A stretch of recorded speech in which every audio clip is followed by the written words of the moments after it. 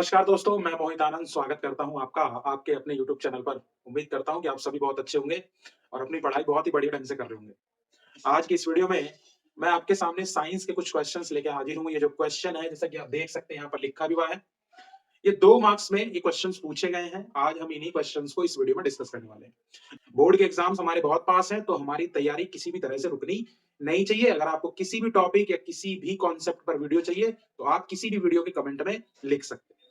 चलिए बिना किसी देरी के आज का अपना ये वीडियो शुरू करते हैं। बढ़ते हैं सबसे पहले क्वेश्चन की तरफ। भाई हमारा सबसे पहला क्वेश्चन है कि identify the functional groups present in the following compound.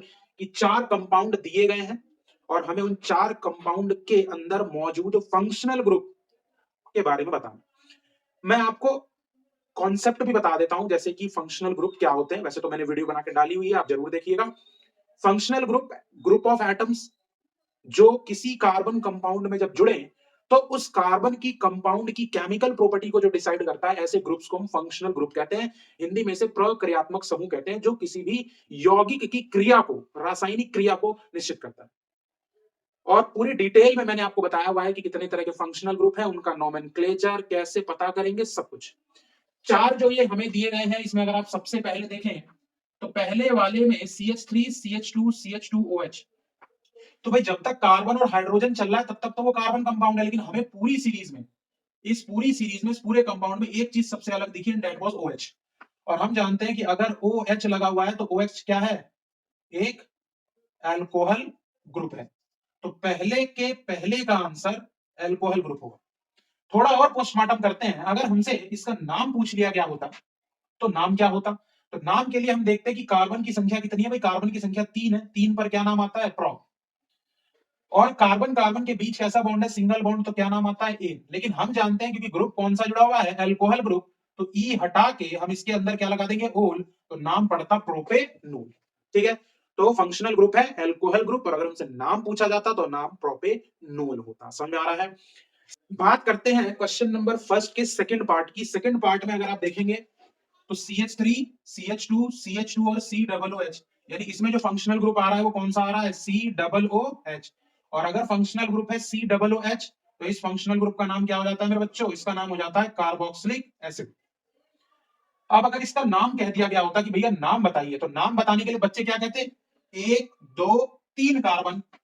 और 3 कार्बन पे क्या लिखते हैं? प्रोप।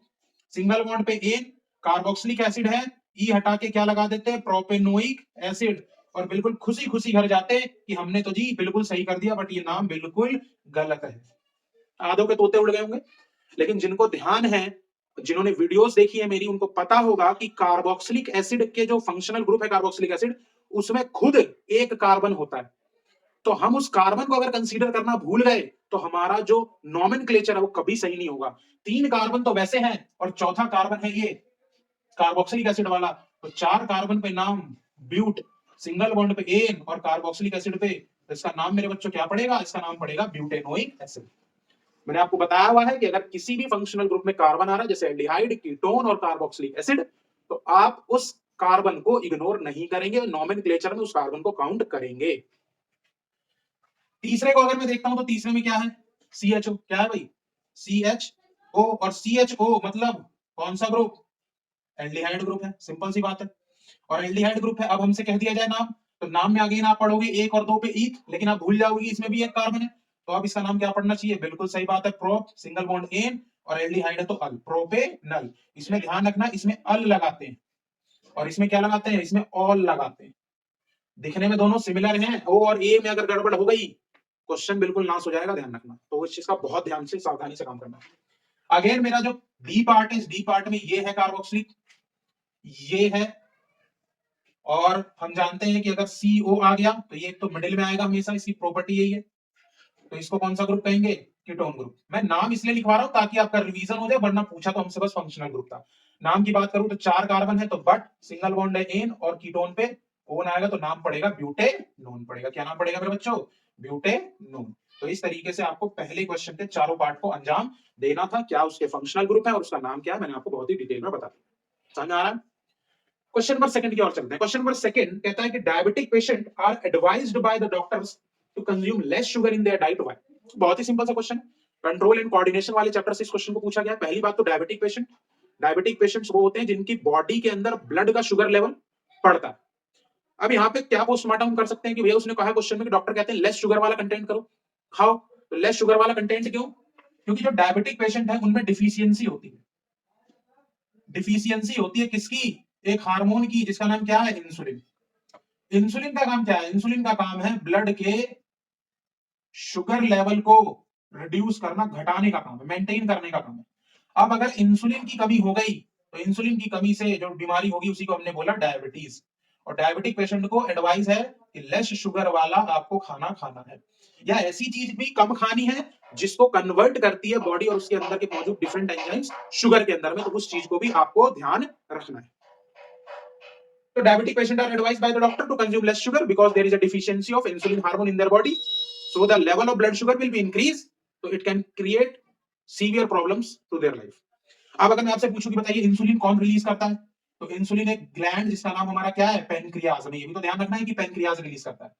पेनक्रियाज की अगर मैं लोकेशन पूछूं तो पेनक्रियाज की लोकेशन आपको पता होनी चाहिए बिहाइंड द स्टमक। स्टमक के पीछे आपको मिल जाएगा पेनक्रियाज, सेकंड लार्जेस्ट ग्लैंड है। पेनक्रियाज और क्या रिलीज करता है? तो पेनक्रियाज एक और हार्मोन रिलीज करता है जिसको हम कहते हैं ग्लूकागन। ग्लूकागन का काम क्या है? इसका काम है इंक्रीज करना मेरे बच्चों, किसको? ब्लड के शुगर लेवल को बढ़ाने का काम करता है। इसका काम है घटाना, इसका काम है बढ़ाना। मान लो अगर इंसुलिन का लेवल बढ़ रहा है और ग्लूकागन कम हो रहा है, या इंसुलिन सही रिलीज हो रही है, ग्लूकागन कम हो रहा है, तो आपकी बॉडी में ब्लड शुगर लेवल घटेगा। समझ में आ रहा है कि नहीं आ रहा? तो ना घटना, hyposecretion and hyper secretion both are not good for our health. Balanced होना चाहिए, और ये बैलेंस्ड जब काम चलता है, नर्वस सिस्टम और हार्मोनल सिस्टम मिलकर करते हैं, तो इसी को हम क्या बोलते हैं? फीडबैक मैकेनिज्म बोलते हैं। कि जितनी बॉडी को जरूरत है उसी हिसाब से हार्मोन समय समय पर रिलीज किए जा रहे हैं। जैसे कहने का मतलब है कि आपने खाना खाया जिसमें शुगर कंटेंट ज्यादा था, आपके ब्लड में शुगर का लेवल बढ़ गया, इंसुलिन ज्यादा रिलीज होगा ताकि वो आपके ब्लड के शुगर लेवल को क्या कर दे? कम। जैसे ही ब्लड का शुगर लेवल मेंटेन हो जाएगा तो फिर इंसुलिन उसी हिसाब से अपने अमाउंट को भी क्या कर ले? कम। तो जब इस तरीके की रेगुलेशन चलती है, इसी को हम कहते हैं फीडबैक मैकेनिज्म, क्योंकि बॉडी एक दूसरे के साथ बहुत ही अच्छे से कंट्रोल एंड कोऑर्डिनेट करती है। समझ में आ रहा है? तो hypo and hyper secretion both are dangerous for us. Second question आप कर ही लेंगे। तीसरे क्वेश्चन में कह दिएगा दो pair of contrasting visible character की बात बताइए। गार्डन पी प्लांट में हम जानते हैं मेंडल ने अपने एक्सपेरिमेंट करा था, एक मोनोहाइब्रिड क्रॉस और एक डायहाइब्रिड क्रॉस। मोनोहाइब्रिड क्रॉस में उसने सिंगल कॉन्ट्रास्टिंग कैरेक्टर्स लिए थे, दैट वाज द प्लांट का साइज, कि प्लांट बड़े हैं या छोटे। तो एक तो कैरेक्टर वो हो गया टॉलनेस और ड्वार्फनेस। उसने बोला दो pair of contrasting visible character, character 7 थे, प्लांट का साइज, पी का कलर, पी का शेप, पॉड का कलर, पॉड का शेप और फ्लावर की पोजीशन। समझ में आ रहा है कि नहीं आ रहा है? 7 तरीके की चीजें थी। तो दो विजिबल कॉन्ट्रास्टिंग कैरेक्टर, एक तो आप प्लांट का साइज कह सकते हो, मटर के पौधे का आकार, कि वो टॉल थे या ड्वार्फ थे, एक तो पेयर ऑफ कॉन्ट्रास्टिंग कैरेक्टर ये हो गया। और दूसरा विजिबल कॉन्ट्रास्टिंग कैरेक्टर आप क्या कह सकते हो? मटर के दानों का शेप। मटर के दानों का शेप कैसा था भाई? या तो राउंड थे या क्या थे? रिंकल्ड थे। एक और आप ध्यान रखें, तीसरा क्या था? मटर के दानों का कलर। मटर के दानों का कलर क्या था? या तो ग्रीन थे या क्या थे? येलो। तो कोई भी दो विजिबल कॉन्ट्रास्टिंग कैरेक्टर आप कर सकते हैं। एक चीज और, जो मेंडल ने पी के प्लांट की एक्सपेरिमेंट करी थी, तो इसका साइंटिफिक नाम क्या है? पिस्वम सटाइवम। समझ में आ रहा है कि नहीं आ रहा? तो Pisum sativum is the scientific name of the garden pea plant used by Mendel in his experiment of inheritance. समझ में आ रहा है? समझ में आ रहा है? वीडियो में यहां तक पहुंच गए हैं तो वीडियो को लाइक करना बिल्कुल भी ना भूले, और कोई क्वेरी है तो बिल्कुल कमेंट करें।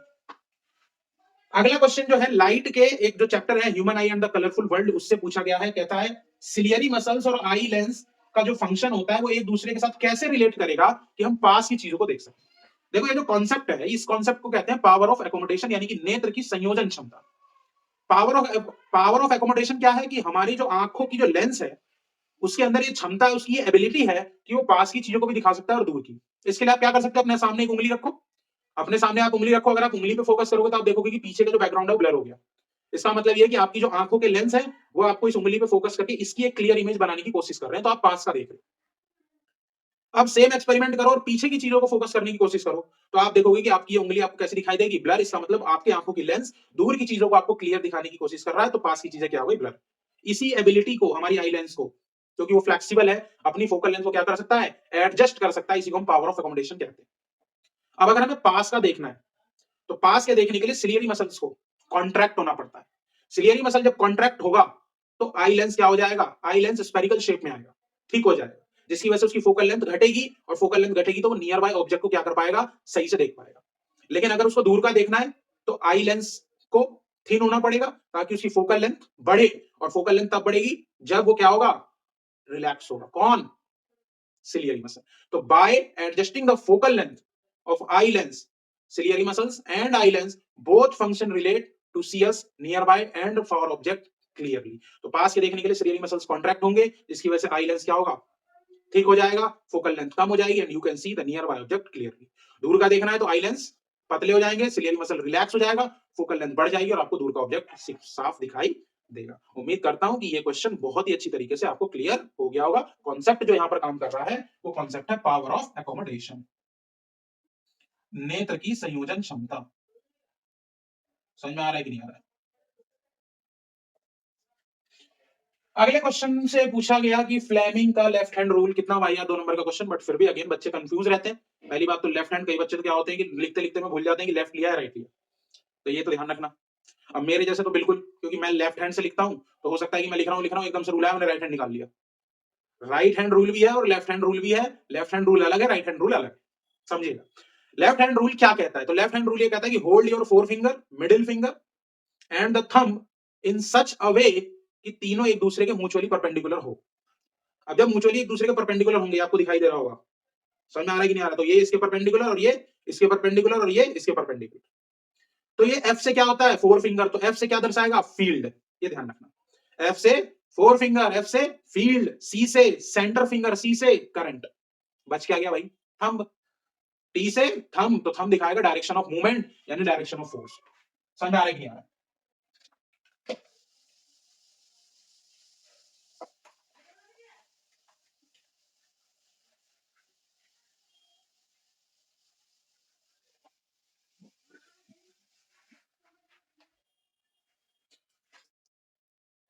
एफ से फोर फिंगर और उसी से फील्ड, फील्ड भी कौन सी, मैग्नेटिक फील्ड।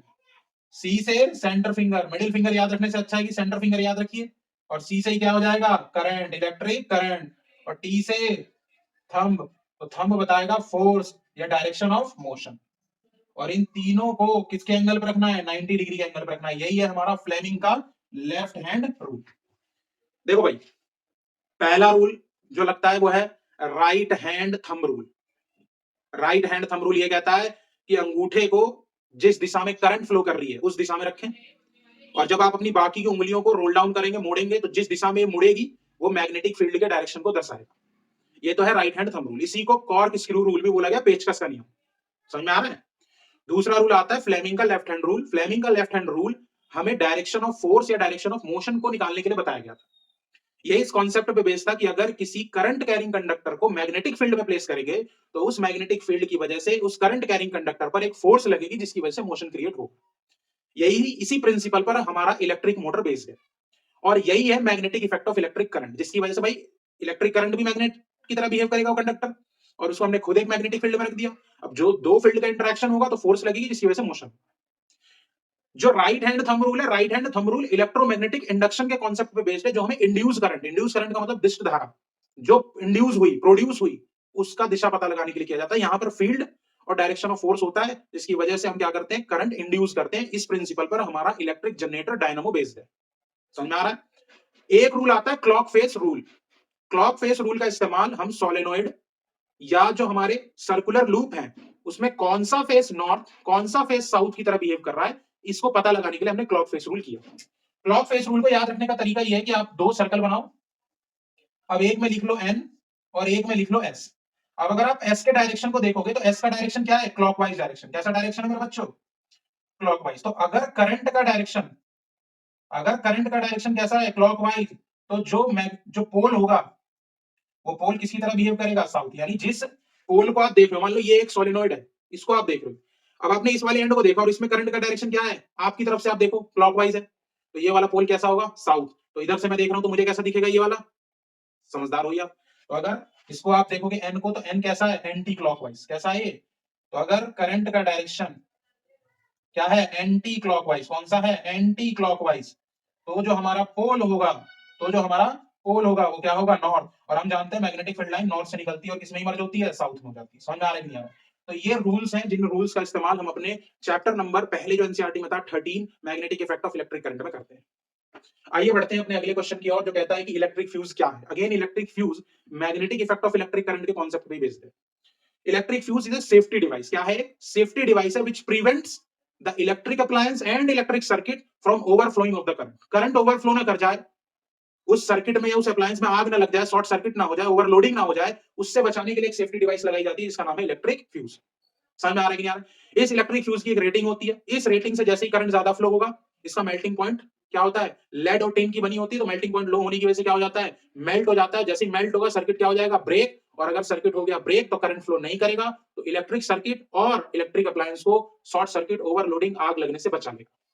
कहता है किस प्रिंसिपल पे काम करता है, तो भैया ये काम करता है heating effect of electric current. क्योंकि हम जानते हैं कि अगर किसी कंडक्टर में या किसी अप्लायंस में करंट फ्लो कर रहा है तो उसकी वजह से उसमें heat over the time generate होगी, कुछ एनर्जी हीट एनर्जी में कन्वर्ट होगी। तो अगर हीट एनर्जी ज्यादा होगी, मेल्टिंग पॉइंट इसका लो होता है, जैसे ही वो गलेगा सर्किट ब्रेक हो जाएगा, आगे करंट फ्लो नहीं होगी, तो हमारा अप्लायंस या हमारा इलेक्ट्रिक कंडक्टर जलने से बच जाएगा। तो फ्यूज क्या है, सेफ्टी डिवाइस। समझ में आ रहा है किस प्रिंसिपल पे काम करता है, तो heating effect of electric current पे काम करता है। समझ में आ रहा है? आज के जो वीडियो है उसका लास्ट क्वेश्चन कहता है कि ओजोन लेयर हमारे इन्वायरमेंट में उसका क्या फंक्शन है। तो हम सभी जानते हैं कि ओजोन लेयर जो है वो एक प्रोटेक्टिव लेयर। इसका मेन काम क्या है, इसका मेन काम है सन से आने वाली अल्ट्रा वायलेंट रेडिएशन से हमें बचाना। जो सन की धूप आ रही है वो रेडिएशन है, वो रेडिएशन मानव के लिए, किसी भी जीव के लिए डायरेक्टली सही नहीं है। तो वो जो धूप आती है उस यूवी रेज को रिफ्लेक्ट बैक करने का काम कौन करता है, हमारी ओजोन लेयर करती है। How does it depletion causes harm to human being. अगर डिप्लेशन होगा यानी अगर ओजोन में छेद हो गया या कहीं से वो डिप्लेट हो गया, तो वहां से धूप डायरेक्ट आएगी, अल्ट्रावायलेंट रेडिएशन लेके आएगी, जिसकी वजह से स्किन कैंसर हो सकती है, हमारी आई डैमेज हो सकती है, स्किन बर्न हो सकती है और अलग अलग तरह के बीमारियां हमें हो सकती है। डिप्लेशन कैसे हो सकता है, ग्रीन हाउस गैस, क्लोरोफ्लोरोकार्बन और हमारी जो कुछ एक्टिविटीज हैं इसकी वजह से ग्लोबल वार्मिंग हो रही है, तो इन सब की वजह से ओजोन का डिप्लेशन हो सकता है। समझ में आ रहा है? अगर पूछ लिया जाए कि ओजोन का फॉर्मेशन कैसे होता है, तो हमारे ऑक्सीजन के जो मॉलिक्यूल्स हैं वो यूवी रेज की वजह से जब टूटते हैं और दूसरे मॉलिक्यूल्स के साथ जब ये रिएक्ट करते हैं तो ये बनाते हैं O3 and O3 is the example of what, ozone. समझ में आ रहा है? उम्मीद करता हूं कि आज की ये वीडियो और ये 7-8 क्वेश्चन जो भी मैंने 2 मार्क्स वाले आपको कराए हैं आपको बहुत ही बढ़िया तरीके से पसंद आई होगी। हमारे चैनल को सपोर्ट करिए, वीडियो को लाइक करिए, अंत तक देख के शेयर करना बिल्कुल ना भूलें। मिलता हूं नेक्स्ट वीडियो में मैथ और साइंस की कुछ और मजेदार क्वेश्चन के साथ। तब तक के लिए अपना ध्यान रखिए। धन्यवाद।